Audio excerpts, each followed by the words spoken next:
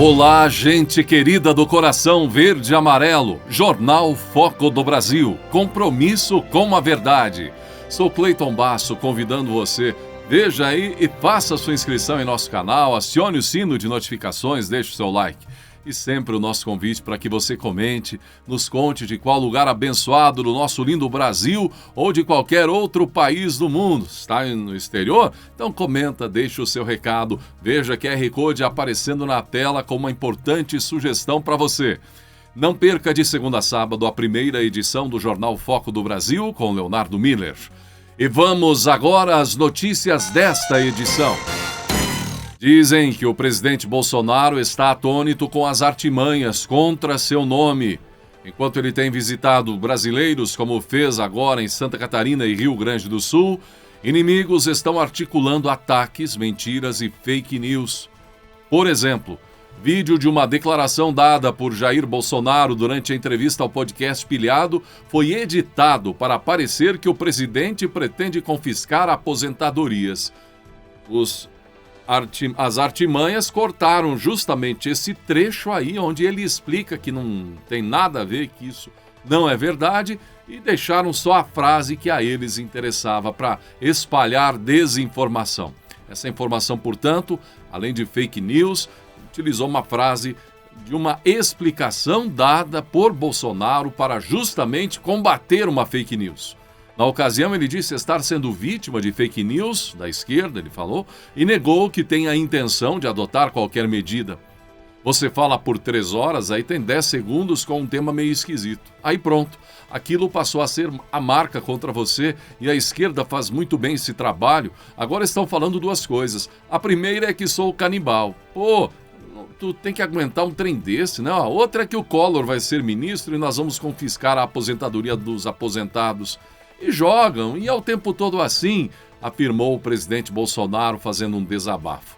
Na versão editada, é mostrada apenas a parte onde diz o Collor vai ser ministro e nós vamos confiscar a aposentadoria dos aposentados. O presidente desmente a informação e, então, como você deve ter entendido, né? A inimigos de Bolsonaro utilizaram só o trecho onde ele começa a explicar o que eles estão falando, a fake news, cortam o trecho e aí soltam, fazendo de conta que é uma afirmação do presidente. Portanto, não tem nada disso, diz Bolsonaro. E quem será censurada, parece que será censurada, é a ex-candidata Simone Tebet, censurada pelo PT. Vimos que agora ela apoia o petista e começou a dar palpite, ou querer dar palpite na campanha vermelha, querendo que a cor vermelha seja escondida, tirada das ruas, eliminada no momento para não espantar eleitores do Sul, Centro-Oeste, Sudeste, Norte ou Nordeste que sejam conservadores ou cristãos. Ao que parece, Tebet está incomodada com a cor vermelha e quer dar uma maquiada temporal ali para não perder eleitores ou tentar convencer aquele que não gosta, enfim. Mas Lula não gostou dos palpites de Tebet e o caldo engrossou. Após mensagens, então, de Simone Tebet, com críticas à estratégia da campanha do PT terem sido divulgadas pela imprensa, Lula teria demonstrado irritação com Tebet. As informações são do portal R7, que apurou com interlocutores do petista que assessores estão articulando até uma conversa entre Lula e Simone Tebet. O contato entre os dois deve acontecer, se não aconteceu ainda, por telefone. A proposta seria dar a Simone uma oportunidade de explicar suas críticas. Interlocutores teriam dito que as mensagens de Tebet não contribuem em nada com a campanha, ainda que sejam críticas construtivas. Alguns veem a postura dela como fogo amigo. O presidente Jair Bolsonaro foi a Santa Catarina nesta terça, dia 11, você viu, para encontro com prefeitos de municípios aí catarinenses. Em Balneário Camboriú foi um encontro, onde o presidente também falou com apoiadores, recebeu oração, foi um momento bem emocionante. O presidente Bolsonaro exaltou a bandeira, a pátria, as Forças Armadas, falou dos governos do PT, comunismo e também falou de ações que ele fez frente ao governo brasileiro e o que pretende fazer. Os bons heróis não morrem de overdose.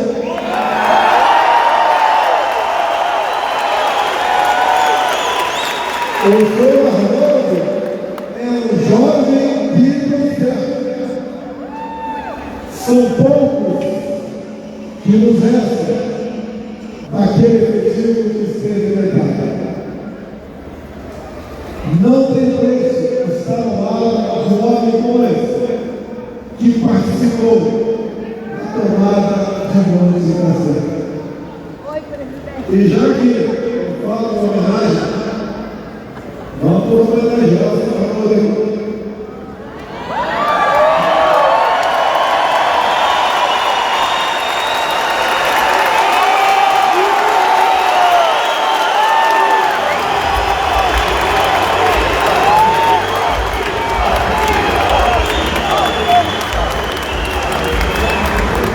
E também nesta terça, dia 11, à tarde, o presidente Bolsonaro teve uma reunião com prefeitos e lideranças no Rio Grande do Sul, na zona sul do mezanino do pavilhão da Fenadoce, em Pelotas, Rio Grande do Sul, onde o presidente também esteve nesta terça-feira. Olha, pessoal, é uma senhora de aproximadamente 70 anos e nós temos que nos orgulhar dela. Com essa idade, para vir aqui, é porque ela está preocupada e quer participar do futuro dessa grande nação. A ex-ministra da Mulher, Família e dos Direitos Humanos, eleita senadora pelo Distrito Federal, Damares Alves, usou as redes sociais para relatar que sofreu ameaça de morte. Em um vídeo, Damares expôs uma postagem do dia 2 de outubro em que um homem disse que ela precisa sofrer a dor da morte. Na ocasião, o usuário também usou a hashtag Executem Damares. A ex-ministra diz ser alvo do ódio da esquerda por causa da fé cristã. Pensei muito antes de compartilhar com vocês este vídeo, declarou a ex-ministra. Ela destacou que não tem medo de ameaças. A esquerda não precisa odiar tanto o cristão assim. Eu não tenho medo de ameaças, falou Damares. As ditaduras e os governos de esquerda da América Latina fazem renascer a esperança do continente, segundo uma publicação do PT.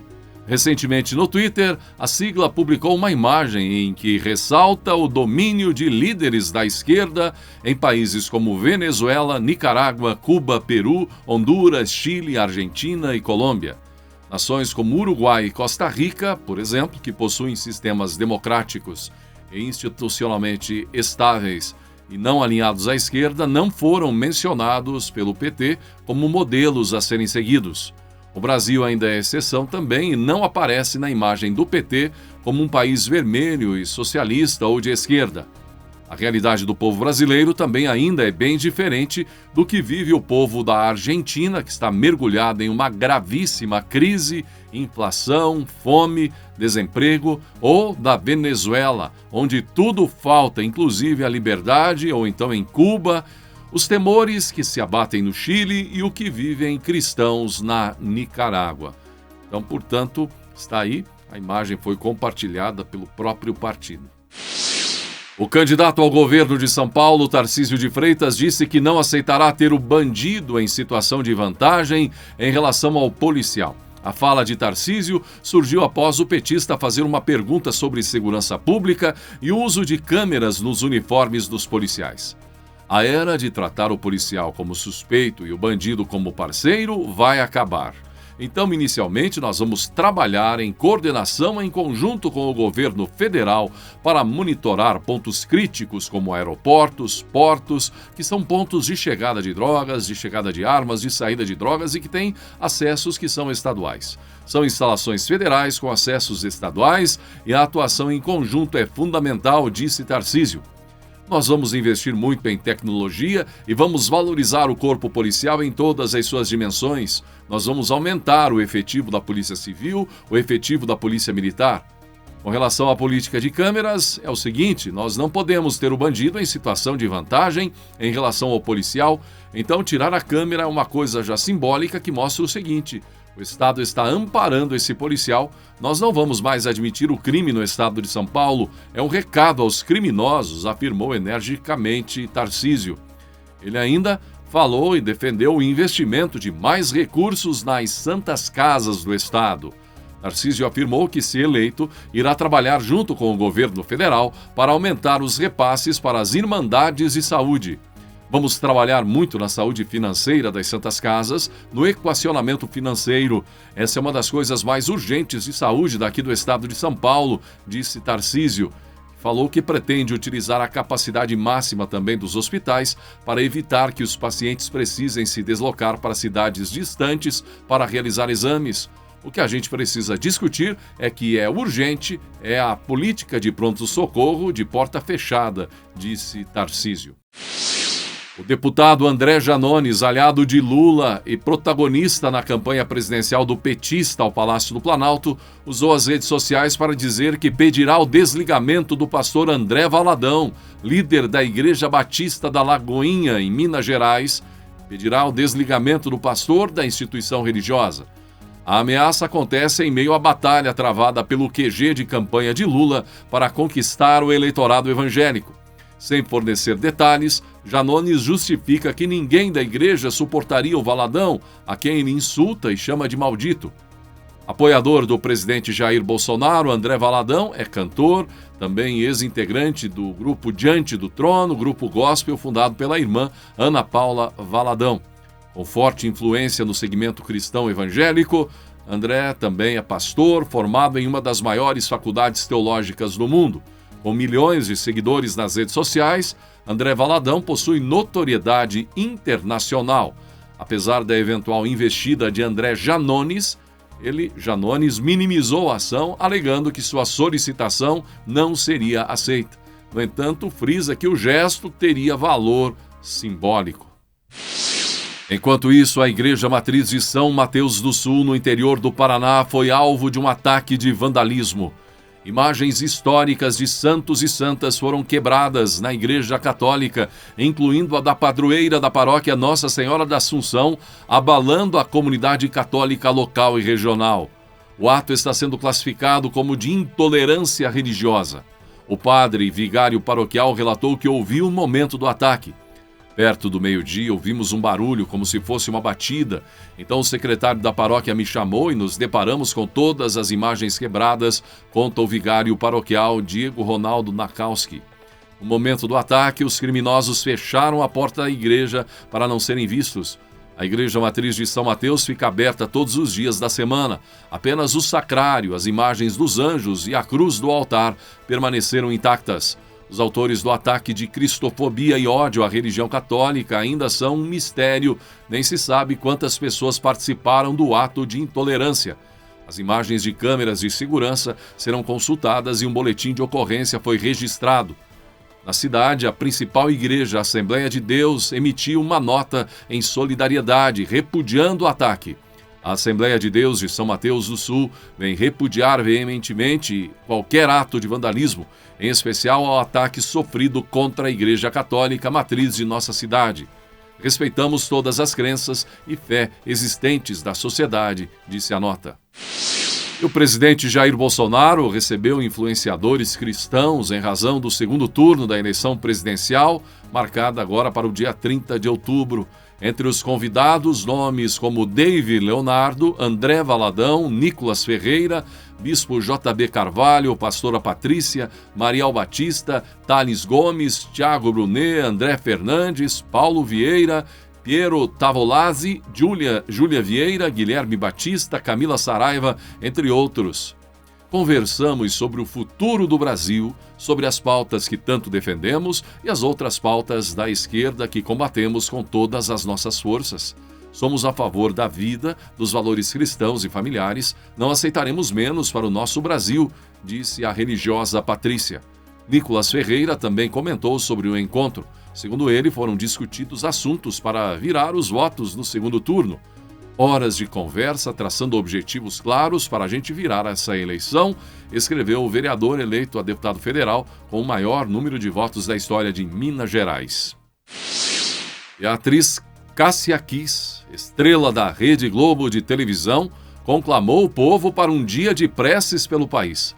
Ela deixou um convite para que as pessoas possam ir até a Aparecida do Norte, nesta quarta-feira, dia 12, contra a ameaça comunista, diz. As declarações da artista da Globo aparecem em um vídeo publicado novamente pelo Centro Dom Bosco há poucos dias. Convido a todos os brasileiros para, neste dia 12 de outubro, às 15h, rezarmos o Santo Rosário, desta vez em Aparecida. Suplicaremos a tão boa mãe que governe o nosso país e que nos livre da ameaça comunista, destacou Cássia Kiss em seu recado de fé à comunidade católica. Diz ela ainda, não adianta transferir toda a responsabilidade para o governo federal e você não fazer a sua parte. Agora o Estado vai fazer a sua parte, atuando em adição ao governo federal, aportando dinheiro para as santas casas, acrescentou ela ao pedir oração. A Caixa Econômica Federal começou a pagar a parcela de outubro do Auxílio Brasil e do Auxílio Gás, recebendo então os beneficiários com número de inscrição social 1. Originalmente o pagamento começaria, no dia 18 e se estenderia pelos últimos 10 dias úteis de outubro. No entanto, a parcela deste mês foi antecipada em uma semana. Esta é a terceira parcela com valor mínimo de R$ 600, que vigorará até dezembro, mas o presidente Bolsonaro pretende manter a partir de janeiro, caso seja reeleito. A informação diz ainda que o total de beneficiários atendidos pelo programa subiu agora para 20,65 milhões de brasileiros. O beneficiário poderá consultar informações sobre as datas de pagamento, o valor do benefício e a composição das parcelas em 2 aplicativos: Auxílio Brasil, desenvolvido para o programa social, e o aplicativo Caixa Tem, usado para acompanhar as contas poupança digitais do banco. O ex-ministro da Corte, Marco Aurélio Mello, reforçou mais uma vez que votará pela reeleição de Jair Bolsonaro a presidente contra o petista Lula. Em entrevista a um podcast no portal O Antagonista, Marco Aurélio disse ser avesso às polarizações, mas ressaltou que escolheu Bolsonaro no segundo turno em virtude do fato de Lula já ter sido condenado. Como ex-juiz, não poderia votar jamais em alguém que primeiro foi presidente durante 8 anos, deu as cartas durante 6 anos no governo Dilma e que foi condenado, se não me falha a memória, em 4 processos por delito contra a administração pública. Os processos foram anulados, mas ele não foi absolvido pelo Supremo, disse o ex-ministro da Corte. O ministro das Relações Exteriores da Rússia, o Lavrov, disse que a Rússia não recusará uma reunião entre os presidentes Vladimir Putin e Joe Biden dos Estados Unidos em uma próxima reunião do G20 e que vai considerar a proposta se ela for feita.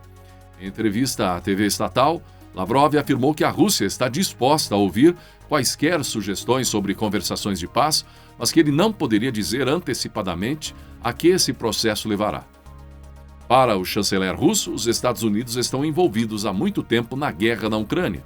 Parece-me que os americanos estão participando de fato desta guerra há muito tempo, afirmou. Esta guerra está sendo controlada pelos anglo-saxões. Lavrov lembrou que autoridades, incluindo o porta-voz de Segurança Nacional da Casa Branca, disseram que os Estados Unidos estão abertos a negociações, mas que a Rússia recusou. Isso é uma mentira, declarou Lavrov. Não recebemos nenhuma oferta séria para fazer contato. Em relação ao Brasil, a Embaixada Brasileira, em Kiev, na Ucrânia, divulgou uma nota na qual recomenda aos brasileiros que se encontram naquele país que permaneçam em local protegido enquanto durarem os alertas de ameaça aérea. A nota foi motivada pelo aumento dos bombardeios em diversas cidades ucranianas nas últimas horas, bem como a possibilidade de novos ataques. Os desentendimentos entre autoridades russas e ucranianas têm se intensificado após a explosão ocorrida no dia 8 de uma ponte rodoviária e ferroviária que liga a Rússia à Crimeia, território que foi anexado pelos russos em 2014. Desde então, a península é usada como base para a frota que opera no Mar Negro e como rota de abastecimento das forças militares russas que atuam no sul da Ucrânia. A nota diz: a Embaixada do Brasil em Kiev recomenda fortemente aos brasileiros na Ucrânia a seguir as orientações das autoridades locais e a permanecer em local protegido enquanto durarem os alertas de ameaça aérea. Deslocamentos só devem ser iniciados após o fim do alerta, quando houver condições de segurança, diz o comunicado. O Corpo Diplomático Brasileiro ainda sugere a seus cidadãos e em situação de emergência na Ucrânia que entrem em contato por telefone, já amplamente divulgado. A embaixada reitera sua recomendação de que sejam evitadas todas as viagens à Ucrânia, bem como a permanência no país, completou a nota. Os analistas do mercado financeiro consultados pelo Banco Central reduziram, pela 15ª semana consecutiva, você viu essa notícia, as expectativas para a inflação deste ano. Com a atualização divulgada, a previsão atual é que o IPCA encerre 2022 em 5,71%. As novas expectativas ainda mostram a convergência da inflação oficial para a meta estabelecida pelo governo para o período, de 3,5%, com margem de tolerância de 1,5 ponto, de 2% a 5%. Juntamente com as novas projeções, a aposta na cotação do dólar na chegada de 2023 segue em 2020. E setembro foi o terceiro mês seguido de deflação no Brasil, de acordo com o Instituto Brasileiro de Geografia e Estatística. A queda dos preços aparece nos dois principais indicadores do órgão que medem a variação do custo de vida no país. O Índice Nacional de Preços ao Consumidor Amplo fechou em menos 0,29% em setembro, mantendo a sequência de queda de agosto, menos 0,36%, e de julho, menos 0,68%. O Índice Nacional de Preços ao Consumidor registrou menos 0,32% no mês passado, depois dos recuos de agosto e de julho. A alimentação teve o maior peso para a queda de setembro, influenciando em praticamente 22%. Além disso, os transportes tiveram queda expressiva no IPCA. Falando nisso, a Petrobras anunciou que o preço praticado na comercialização do gás natural com as distribuidoras sofrerá uma redução média de 5%. Os novos valores serão atualizados em 1º de novembro e vigoram até janeiro de 2023.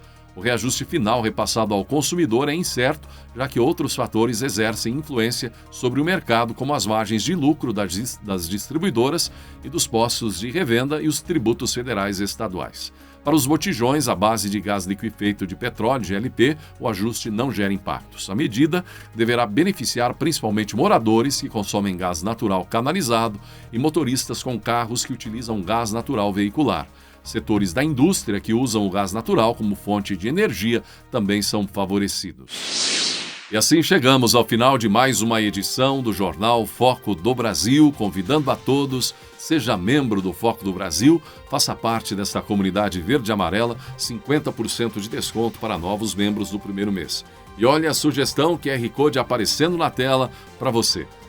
Não perca ainda de segunda a sábado a primeira edição do Jornal Foco do Brasil após o almoço. Gratidão pela sua atenção e que Deus abençoe a você e a sua família.